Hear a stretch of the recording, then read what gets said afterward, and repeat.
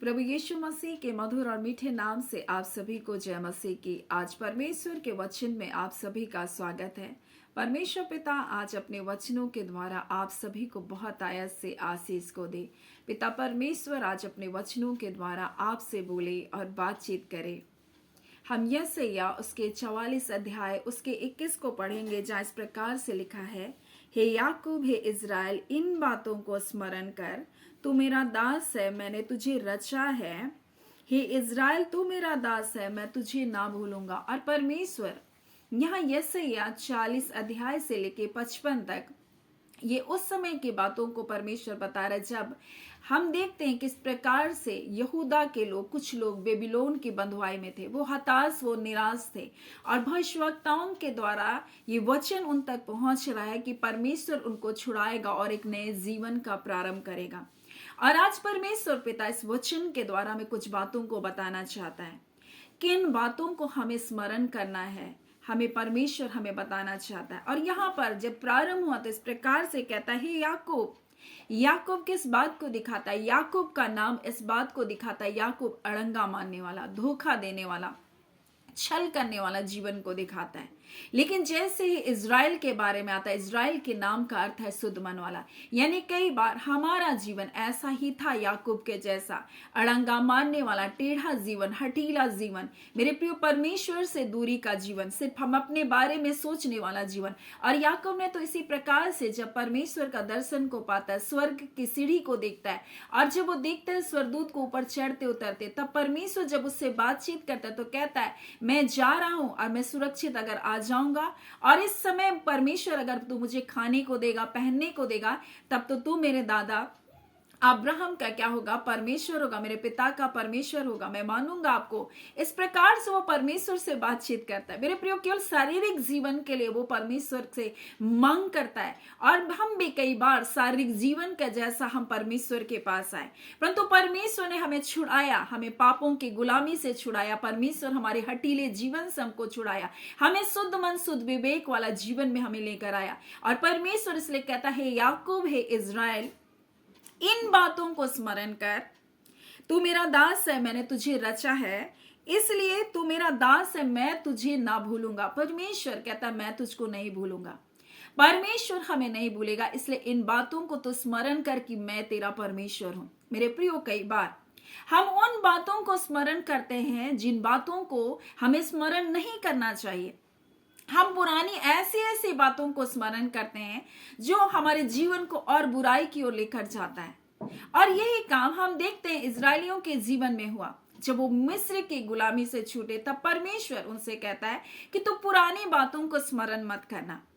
परंतु वो क्या याद करे? परमेश्वर तो इस बात को स्मरण करता है। परमेश्वर जो वाचा को बांधा, उस वाचा को हर बार स्मरण किया। वो परमेश्वर इस प्रकार से, जब हम लय व्यवस्था उसके 26 उसके 42 को पढ़ेंगे, तो परमेश्वर इस प्रकार से कहता है, जो वाचा मैंने तुम्हारे साथ बांधी है उसको मैं स्मरण करूंगा। नूह को परमेश्वर कहता है, जो वाचा मैंने तुमसे बांधी है उसको मैं, इस इंद्रधनुष को देखकर मैं स्मरण करूंगा कि मैंने कैसी वाचा तुम्हारे साथ बांधी है।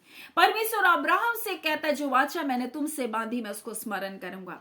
वो इसहाक से कहता है, मैं जो वाचा तुम्हारे साथ बांधा उसको स्मरण करूंगा। परमेश्वर कहता है, याकूब से जो वाचा मैंने तुमसे बांधी मैं उसको स्मरण करूंगा।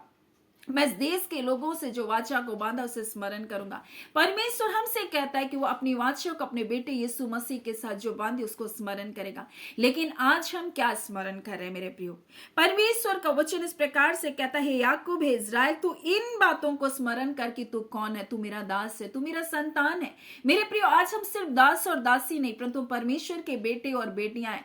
और यूहन्ना पहला अध्याय में परमेश्वर का वचन कहता है, जितनों ने यीशु मसीह को ग्रहण किया, परमेश्वर ने उसको अपना संतान होने का अधिकार दे दिया। लेकिन हम भूल जाते हैं कि हम परमेश्वर के संतान हैं, हम उस राजाओं के राजा के बेटे और बेटियां हैं। हम भूल जाते हैं और हम निराशा की स्थिति में चले जाते हैं, हम हताश हो जाते हैं। और परमेश्वर वहां उस समय भी यहूदा के लोगों को याद दिलाना चाहता है कि वो कौन है मेरे प्रियो, परमेश्वर के दास हैं। और इस प्रकार से लिखा है, मैं इज़राइल, तू मेरा दास है, मैं तुझको नहीं भूलूंगा। मैंने तेरे अपराधों को काली घटा के समान और तेरे पापों को बादल के समान मिटा दिया, और तू मेरी ओर फिर लौट आ, क्योंकि मैंने तुझे छुड़ा लिया। परमेश्वर कह रहा है, मैं तुम्हारे अपराधों को मिटाने वाला परमेश्वर हूं। लेकिन कई बार हम पुराने पापों में घूमते रहते हैं। हम पुराने पापों की मानसिकता में हमारे जीवन को शैतान लेकर जाता है। लेकिन परमेश्वर का वचन कहता है इन बातों को क्या कर, बोलता है कि याद कर कि मैंने तुझको छुड़ाया है, याद कर कि मैंने तुम्हारे लिए अपना इकलौता पुत्र दिया, मैंने तुम्हें पापों से छुड़ा लिया। और इसलिए जब हम यशायाह उसके 43 उसके 25 को पढ़ेंगे तो इस प्रकार से लिखा, मैं वही हूं जो अपने नाम के निमित्त तेरे अपराधों को मिटा देता हूं और तेरे पापों को स्मरण नहीं करूंगा। परमेश्वर कहता है मैं तुम्हारे पापों को स्मरण नहीं करूंगा, लेकिन वो हम हैं जो अपने पापों को क्या करते हैं, स्मरण करते रहते हैं। परमेश्वर कहता है मैंने मिटा दिया। क्या आप कुछ चीज कॉपी में लिखकर उसको मिटा देने के बाद आप उसको फिर से पलट पलट कर देखते हैं कि मैंने क्या मिटाया क्या मिटाया? नहीं, वो हम बार बार उसको क्या करते हैं, याद करते हैं पुरानी जिंदगी को, पुराने पापों को। लेकिन परमेश्वर कहता है मैं वही हूं जो अपने नाम के निमित्त, बोलते हैं कि तुम्हारे अपराधों को मिटा देता हूं, तेरे पापों को स्मरण नहीं करूंगा। लेकिन परमेश्वर हमें आज बताना चाहता है कि मनुष्य अपने पापों को क्या करते रहता है, स्मरण करता है, पुरानी जिंदगी को स्मरण करता है। परमेश्वर तो कहता है मैं अपनी वाचा अपनी प्रतिज्ञाओं को स्मरण करता हूं, मैं तुमको आशीष देने के लिए बुलाया हूं। लेकिन हम क्या करते, पुराने जीवन को सोचते रहते हैं। मेरे प्रियो, अगर हमें 2025 में बड़ी भलाई को, बड़ी आशीष को, परमेश्वर के कार्य को देखना है तो हम पुरानी बातों में अपने मन को ना लगाएं, पुरानी बातों पर अपने जीवन को ना व्यतीत करते रहें। और यही काम इजरायली करते थे मेरे प्रियो, और वो पुरानी बातों को स्मरण करते थे। इसलिए परमेश्वर जो प्रतिज्ञा का देश उनको देने वाला था उस तक वो नहीं पहुंच पाए। वो कुड़कुड़ाते रहे, वो बुड़बुड़ाते रहे। और हम जब देखेंगे गिनती और उसके 11 अध्याय और उसके 4 में, और यह इस प्रकार से लिखा है, फिर जो मिली जुली भीड़ उनके साथ थी वह कामुकता करने लगी। इजरायली भी फिर रोने और कहने लगे हमें मांस खाने को कौन देगा, हमें वो मछलियां स्मरण है, बोल रहा है, हमें वो मछलियां स्मरण है जो हम मिस्र में सेंत में खाया करते थे, और वे खीरे खरबूजे गनंदे प्याज लहसुन भी, बोल रहा है, हमको याद है, बोल रहा है। और वो उन चीजों को याद करे। परमेश्वर ने जो उनको छुटकारा दिया वो याद नहीं है उनको। परमेश्वर ने जो उनको मिस्र की गुलामी से छुड़ाया वो याद नहीं है। वो कैसा जीवन को जी रहे थे, बंधुआई याद नहीं है। वो कैसे रो रहे थे वो याद नहीं, कैसे सताए जा रहे थे वो याद नहीं है, कैसी पीड़ाओं में थे वो याद नहीं है। परमेश्वर के उन आशीष कर्मों को भूल गए मेरे प्रियो, और उनको प्याज लहसुन और क्या मछलियां याद आ रही है। उसको वो याद नहीं आ रहा कि वो बंधुआई में थे। और परमेश्वर का वचन इस प्रकार से कहता है तुम याद करो कि तुम किस प्रकार से मिस्र की गुलामी में थे, तुम किस प्रकार के से परमेश्वर ने तुमको क्या क्या वो मिस्र की गुलामी से छुड़ाया। लेकिन वो याद नहीं कर रहे। आज हम ये याद नहीं करते कि परमेश्वर ने हमको किस दलदल किस कीच से निकाला। हम ये भूल जाते हैं मेरे प्रिय बहुत जल्दी कि परमेश्वर ने हमारे जीवन में कैसी शांति को दिया। जब हम शांतिपूर्वक जीवन को जीते, जब हम आशीषों को प्राप्त करते हैं, तब हम पाप को सोचते हैं, पाप और बुराई के रास्ते को सोचते हैं। लेकिन परमेश्वर ने जो भलाई किया हम उसको भूल जाते हैं, हम उस छुटकारे के कार्य को भूल जाते हैं। लेकिन परमेश्वर का वचन कहता तुम मेरे छुटकारे के दिन को स्मरण करना। तुम याद रखना कि यीशु मसीह ने तुम्हें किस प्रकार से तुम्हारे जीवन को छुटकारा दिया। तुम याद रखना उसने तुम्हारे रोगों के लिए कैसे कोड़े की मार सा। तुम याद रखना वो तुम्हारे लिए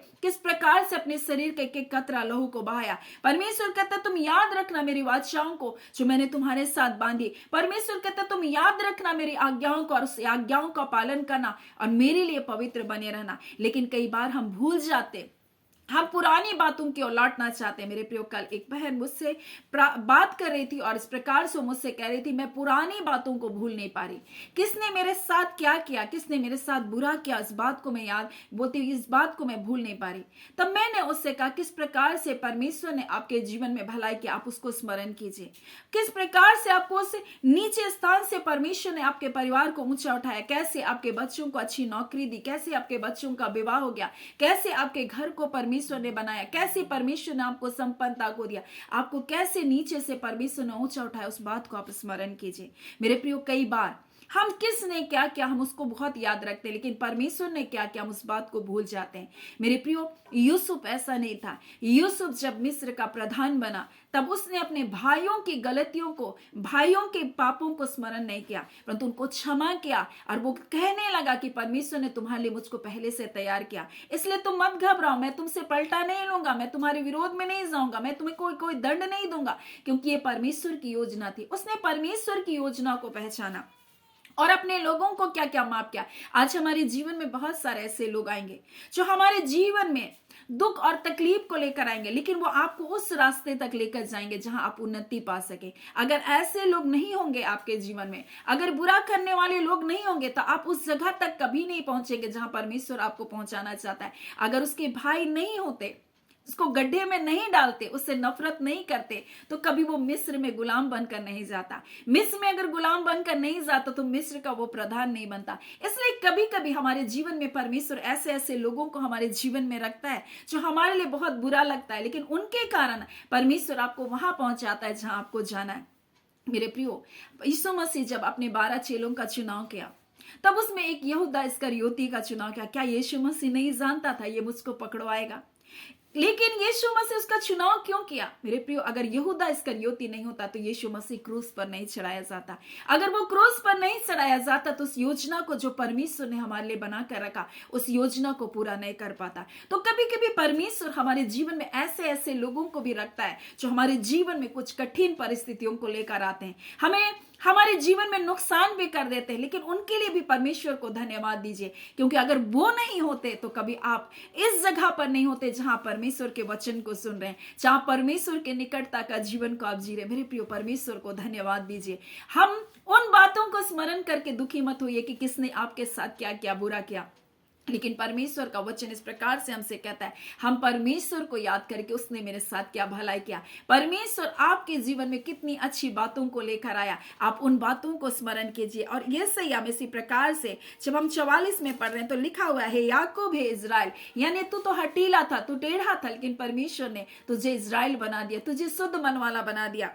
इन बातों को स्मरण कर, तू मेरा दास है, तू मेरा बेटा, तू मेरा बेटी है, तू मेरी संतान है। इन बातों को स्मरण कर। तू कौन है, इस बात को स्मरण कर। तुम कहां थे, तुम किस गुलामी में जीवन को जी रहे थे, किन पापों में जीवन को जी रहे थे, लेकिन अब तू मेरा संतान है। इस बात को स्मरण कर। परमेश्वर बोला, आप परमेश्वर के संतान बन गए। इससे बड़ी बात और क्या हो सकती है? उस राजाओं के राजा के अनुग्रह की दृष्टि आप पर है, इससे बड़ी बात और इस संसार में क्या हो सकती है? वो आपसे प्रेम करता है, इससे बड़ी बात और क्या हो सकती है? मेरे प्रियो, वो आपसे बातचीत करता है, इससे बड़ी बात और क्या हो सकती है? वो आपके ध्यान धरकर आपकी बातों को सुनता है, इससे बड़ी बात क्या हो सकती है? वो आपके जीवन को हर्ष और आनंद से भरता है, इससे बड़ी बात और क्या हो सकती है? मेरे प्रियो, हर भलाई परमेश्वर आपके जीवन में देना चाहता है, लेकिन कई बार जो कुछ परमेश्वर ने हमको दिया, हम उसके लिए धन्यवाद ही ना होकर हम पीछे की बातों को देखते हैं। इजराइली यही कर रहे थे, उसको वो प्याज याद आ रहा था, वो लहसुन, वो मछलियां स्मरण आ रही थी, ये याद नहीं आ रहा था कि परमेश्वर उनको रोने से, उनको विलाप करने से, उनको बंधुआई से छुड़ाया। ऐसी मानसिकता में बंध गए थे जहां वो निकलना भी नहीं जानते थे। मेरे प्रियो, परमेश्वर ने अपने भुजबल से, अपनी सामर्थ से, अपनी बढ़ाई हुई भुजा से, अपने आश्चर्य कर्म दिखाते हुए परमेश्वर ने उनको निकाला। वो भूल गए उस बातों की, परमेश्वर उनको कितने कष्ट से निकाला, लेकिन आज वो व्यर्थ बातों पर अपने मन को लगा रहे। इसलिए परमेश्वर का वचन इस प्रकार से कहता है, अब बीती हुई घटनाओं को स्मरण मत करो और प्राचीन काल की बातों पर मन मत लगाओ। क्यों बोल रहा है परमेश्वर? क्योंकि देखो, मैं एक नई बात करता हूं, वह अभी प्रकट होगी, क्या तुम उससे अनजान रहोगे? परमेश्वर कहता है, मैं तुम्हारे लिए नई बात को करने जा रहा हूं, इसीलिए पुरानी बातों पर अपने मन को ना लगाओ, पुरानी घटनाओं पर अपने मन को ना लगाओ। जब हम पुरानी बातों से निकलेंगे तभी परमेश्वर हमको प्रतिज्ञा देश में लेकर जाएगा, लेकिन जब हम पुरानी बातों में घूमते रहेंगे तो परमेश्वर जो हमारे लिए करना चाहता वो नहीं कर पाएगा। हम खुद परमेश्वर को रोकते हैं। मेरे प्रियो, परमेश्वर हमको नई चीजों को देना चाहता है, अद्भुत बातों को हमारे जीवन में प्रकट करना चाहता। और लिखा है, देखो मैं एक नई बात करता हूं, क्या तुम उससे अनजान रहोगे? मैं जंगल में एक मार्ग बनाऊंगा। हो सकता है आपका जीवन जंगल के जैसा लग रहा है, आपका जीवन ऐसा लग रहा है जहां कुछ भी आपको लग नहीं रहा है कोई आशीष से मेरे जीवन है, परंतु परमेश्वर बोला, उसी जगह मैं तुम्हारे लिए मार्ग बनाऊंगा। निर्जल देश में जो जल का स्थान भी नहीं, वहां पर मैं नदियों को बहा दूंगा। परमेश्वर ऐसे नए कार्य को आपके जीवन में करना चाहता है मेरे प्रियो, इसलिए आप पुरानी बातों में अपने जीवन को ना जिए। परमेश्वर ने आपके पाप, आपके अपराधों को मिटा दिया है, वो चाहे काली घटाओं के समान क्यों ना थे। आपकी गलती, आपके गुनाह को, आपके हटीलेपन को परमेश्वर ने आपके जीवन से दूर कर दिया, लेकिन शैतान बार बार आपको पुरानी बातों को स्मरण दिलाएगा। परमेश्वर कहता है, हे याकूब, हे इजराइल, बोलता है इन बातों को स्मरण कर, क्योंकि तू मेरा संतान है, तू मेरा दास है। मैंने तुझको छुड़ा लिया है, परमेश्वर कहता है। मैं तुझको नहीं भूलूंगा, मैंने तुझे रचा है, बोला है। मैं लिखा है, तो इज़राइल तू मेरा दास है, हे शुद्ध मन वाले तू मेरी संतान है। परमेश्वर कहता है मैं तुझको कभी भी नहीं भूलूंगा। परमेश्वर कहता है मैं तेरे अपराधों को काली घटा के समान और तेरे पाप को बादल के समान मिटा दिया है। मेरी ओर लौट आ, क्योंकि मैंने तुझको छुड़ा लिया है। परमेश्वर बोला मैं तुझको छुड़ा लिया हूं, और इसलिए उन बातों का बस स्मरण ना करें, क्योंकि परमेश्वर आपके जीवन में नए कार्य को करना चाहता है। परमेश्वर पिता इन वचनों के द्वारा आप सभी के जीवन को बहुत आयत से आशीष को दे। आमीन। आइए हम प्रार्थना करेंगे। धन्यवाद देते हैं जीवते सच्चे सामर्थ्य पिता परमेश्वर, हम आपकी स्तुति करते हैं पिता परमेश्वर, आपकी बड़ाई करते हैं पिता, आपकी तारीफ करते हैं खुदावन परमेश्वर। और आप कहते हैं परमेश्वर पिता भजन संहिता में परमेश्वर उसके आश्चर्य कर्म को, उसके न्याय के वचन को, उसके चमत्कारों को स्मरण करो जो उसने तुम्हारे लिए किया। प्रभु सचमुच परमेश्वर पिता आपने अपने न्याय को हमारे जीवन में प्रकट किया प्रभु जी। हाँ पिता परमेश्वर, और प्रभु जी हम उस न्याय से प्रभु बचाने के लिए प्रभु जी आपने अपने बेटे यीशु मसीह को हमारे लिए दे दिया, ताकि हम उस दंड के भागीदारी ना हो परमेश्वर। आज हर एक आशीष, हर एक भलाई आपके बच्चों की है पिता परमेश्वर, क्योंकि पिता आपने उस भलाई को देने के लिए प्रभु जी, हाँ पिता उस पिता परमेश्वर उस छुटकारे को देने के लिए प्रभु जी, हाँ पिता उन आशीष कर्मों को देने के लिए अपने बेटे यीशु मसीह को हमारे जीवन में दे दिया। आज यीशु के कारण मेरे खुदान परमेश्वर हर एक भलाई के भागीदारी है, हर एक आश्चर्य कर्म को ये प्राप्त करने के लिए परमेश्वर योग्य है पिता। हाँ खुदान परमेश्वर जिनको अपने कार्य में आश्चर्यजनक कार्य चाहिए, यीशु के नाम से इनके लिए एक आश्चर्य कर्म होने पाए। खुदावन परमेश्वर अपने पिता परमेश्वर महिमा को अपने लोगों के जीवन में प्रकट कीजिए। खुदान परमेश्वर आपने जिस प्रकार से मिस्र की गुलामी से निकालते वक्त प्रभु जी आपने लोगों के लिए पिता परमेश्वर अद्भुत कार्य को किया, आज वैसे ही खुदान परमेश्वर भलाई के कार्य को प्रभु अपने लोगों के जीवन में प्रकट कीजिए। प्रभु आप अपने बच्चों को सुरक्षित रखे हर परिस्थितियों में परमेश्वर, जैसे आपने इजरायलियों को परमेश्वर गोसेन के देश में सुरक्षित रखा। आज खुदान परमेश्वर प्रभु इस संसार परमेश्वर पिता मिस्र के जैसे पिता परमेश्वर जिंदगियों को जी रहा है प्रभु, परंतु उस समय परमेश्वर आप अपने बच्चों को प्रभु जी गोसेन देश में सुरक्षित रखे, वैसे खुदान परमेश्वर आज भी इस वर्तमान में अपने गोसेन देश में अपने लोगों को सुरक्षित रखें। हम आपका धन्यवाद करते, ये व्यर्थ बातों पर अपने मन को ना लगाएं, ये ना घबराए परमेश्वर, ना चिंतित हो प्रभु, क्योंकि आप अपने बच्चों की चिंता करते हैं पिता परमेश्वर। जितने आर्थिक समस्याओं से होकर गुजर रहे यीशु के नाम से उन पर वो जय पाने पाए। खुदान एक एक परिवार प्रभु जी, एक एक बच्चे, एक एक जवान बेटे बेटियों को ब्लेस करते प्रभु जी। हाँ पिता जॉब के परमेश्वर अवसर खुलने पाए यीशु के नाम से। आज पिता परमेश्वर जिनके लिए परमेश्वर उम्र पार हो चुकी है प्रभु जी, और वो कह रहे हैं अब जॉब के अवसर मेरे लिए बंद हो चुके हैं, खुदा यीशु के नाम से हम उनके लिए घोषणा करते अब अब्राहम की आशीष को देने वाले परमेश्वर है प्रभु। अब्राहम ने बुढ़ापे में संतान को पाया, वैसे खुदान परमेश्वर इसके उम्र सीमा निकलने के बावजूद खुदान आप इनके लिए रोजगार के अवसर को प्रभु जी आप पिता परमेश्वर बना रहे हैं। हम आपका धन्यवाद करते हैं प्रभु, और ऐसी ब्लेसिंग की हम घोषणा करते हैं यीशु के नाम से पिता। आप अपने बच्चों को उत्तम जॉब, उत्तम पिता परमेश्वर बिजनेस को देने वाले परमेश्वर है प्रभु, नए आइडियाज को देने वाले परमेश्वर है प्रभु। आज पिता आपके लोगों के जीवन के सोच और विचारों के बंधन खुले, और प्रभु जी आज परमेश्वर आपकी महानता की बातों को स्मरण करें पिता। आप आश्चर्य कर्म करने वाले परमेश्वर हैं, आप महान अद्भुत कार्य को करने वाले परमेश्वर हैं पिता। आप अपने बच्चों के लिए ऐसा कर रहे हैं, आपका धन्यवाद खुदान परमेश्वर। अपने संतानों को परमेश्वर प्रभु जी आप बहुत प्रेम करते हैं पिता, जो आपकी ओर अपने दृष्टि को उठाते हैं प्रभु जी, आपकी ओर निहारते हैं, आप उन्हें कभी लज्जित होने नहीं दिए हैं। हम आपका धन्यवाद करते हैं, आप अपनी वाचा को सदा स्मरण करते हैं, आप अब पिता अपने किए हुए वादे को स्मरण करते हुए प्रभु अपने बेटे यीशु के कारण परमेश्वर अपने लोगों के जीवन पर अपने अद्भुत आशीषों को प्रकट कीजिए। स्मरण कीजिए प्रभु आपका बेटा यीशु मसीह संसार में था, हाँ पिता, और कैसे परमेश्वर इस संसार में बेघर होकर जीवन को जिया।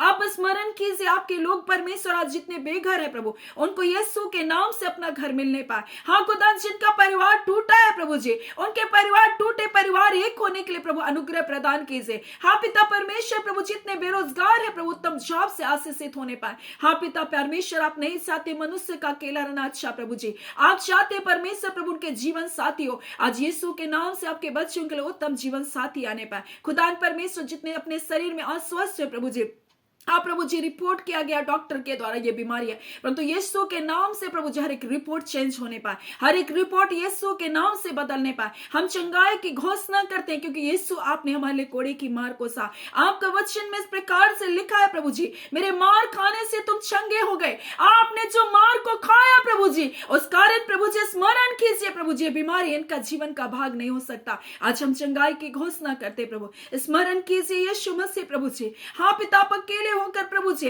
हाँ पिता परमेश्वर हुए क्रूस पर प्रभु जी, और आज परमेश्वर आपके बच्चे जितने अकेलेपन में है प्रभु जी, निराशा और हताशा में परमेश्वर उनके जीवन में आपकी शांति आए, क्योंकि आपने स्वयं कहा मैं तुझे नहीं छोड़ूंगा, ना तुझे धोखा दूंगा। आज एक एक बच्चे परमेश्वर पिता अकेलेपन से, डिप्रेशन से होकर गुजर रहे छोटे छोटे बच्चे, आज खुदा जवान बच्चे परमेश्वर कोई मित्र नहीं, तो खुदावन परमेश्वर प्रभु जी आपकी महामहिम उपस्थिति प्रभु जी, आपकी शांति प्रभु जी के बच्चों के जवानों के हृदय को परिपूर्ण करने पाए, हमारे बेटे बेटियों का जीवन परिपूर्ण होने पाए, हमारे बुजुर्ग माता पिता का जीवन परमेश्वर उस अकेलेपनों के बंधनों से निकलने पाए। हाँ पिता परमेश्वर कड़वाहट से निकलने पाए, हर प्रकार के परमेश्वर निराशा से वो निकलने पाए, हर व्यर्थ बातों से अपने मन को हटाने पाए, और परमेश्वर पिता आपकी ओर अपने मन को उठाने पाए, क्योंकि आप अपने बच्चों की चिंता करते हैं, आपको उनका ध्यान है। आप कहते हैं परमेश्वर पिता आपका धन्यवाद पिता, आपने छुटकारे को अपने लोगों को दिया, आपने शांति से भर दिया प्रभु जी, आपका धन्यवाद मेरे खुदान परमेश्वर पिता।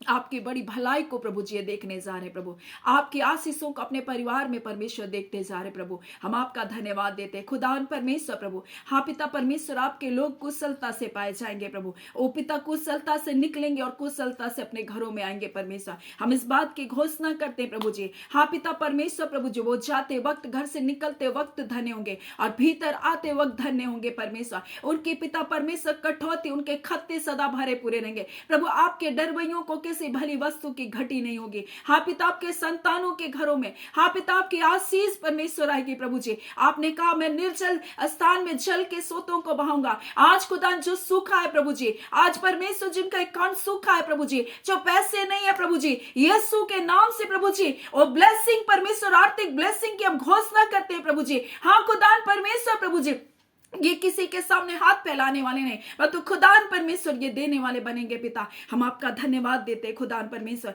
ये आशीष आपके बच्चों के है, जवान सी भूखे रह सकते पिता, परंतु आपके डरवैयों को किसी भली वस्तु की घटी नहीं होगी। हाँ पिता परमेश्वर, ये जो आपका डर और भय मानते हैं, किसी भली वस्तु की घटी नहीं होगी प्रभु, हम आपका धन्यवाद देते। आपके दास दासियों को परमेश्वर हम ब्लेस करते प्रभु जी। हाँ खुदान परमेश्वर, उनके खत्ते सदा भरे पूरे रहे, उनका परिवार परमेश्वर आशीषित हो परमेश्वर प्रभु जी, जो विश्वास योग्यता के साथ आपकी सेवकाई करें और बढ़ते चले जाएंगे परमेश्वर पिता, और आपकी महिमा में परमेश्वर, आपके ग्रेस में परमेश्वर वो बढ़ते चले जाएंगे प्रभु। हम इस बात के लिए आपका धन्यवाद देते हैं खुदावन परमेश्वर प्रभु जी, हम आपको सारी आदर महिमा देते हैं मेरे आबा परमेश्वर। आप महान और अद्भुत हैं पिता, आप अपने बच्चों के छुड़ाने वाले परमेश्वर, आप अपने पिता हैं, हमारे पिता हैं प्रभु जी, और आप अपने बच्चों की सुधि रखते हैं। आपका धन्यवाद। अपनी छत्र छाया में, अपनी अनुग्रह रूपी ढाल में प्रत्येक को घेरे रखे, एक एक व्यूअर्स के जीवन को हम ब्लेस करते हैं, एक एक सब्सक्राइबर के परिवार को हम ब्लेस करते हैं, नए जुड़ने वाले परिवारों को हम ब्लेस करते हैं प्रभु जी। हाँ पिता, जो विश्वास योग्यता के साथ इतने दिनों परमेश्वर सेवकाई के साथ जुड़े हैं प्रभु जी, प्रार्थना में, हर बातों में परमेश्वर प्रभु जी, कमेंट्स के द्वारा प्रभु जो उत्साहित करते प्रभु जी, आज जो दूसरों को उत्साहित करते, इनके जीवन को आप उत्साहित कीजिए, आप इनके जीवन में परमेश्वर अपनी भलाइयों से तृप्त कीजिए, हर वो छुटकारा जो इनके जीवन का भाग है यीशु के नाम से इनके जीवन में आने पाए। ऐ खुदावन परमेश्वर प्रभु जी, आपकी आशीषों को परिवारों के लिए मांगते हैं प्रभु जी, इनके लिए बड़े दरवाजे खुले, आपके मार्ग परमेश्वर प्रभु जी इनके लिए खुलने पाए, और प्रभु जी इनके लिए परमेश्वर जितने रुकावटें और बाधा शैतान ने डाल कर रखा, सारे बंधन टूटने पाए, और खुदा परमेश्वर आपकी महानतम ऊंचाइयों को देख सके, आपके महानतम प्रेम को देख सके। खुदान ऐसा अनुग्रह प्रदान करे। आपका धन्यवाद। आपके बुद्धि, आपके ज्ञान से, स्वर्गीय प्रेम से सबको जीवन को परिपूर्ण करके रखे। धन्यवाद पिता, अपने प्रार्थना को सुना, प्रार्थना के बेटे यीशु के नाम से मांगते हैं, दया सुने, अनुग्रह से ग्रहण कर लीजिएगा। आमीन। परमेश्वर पिता आप सभी को बहुत ऐसे आशीष को दे। आमीन।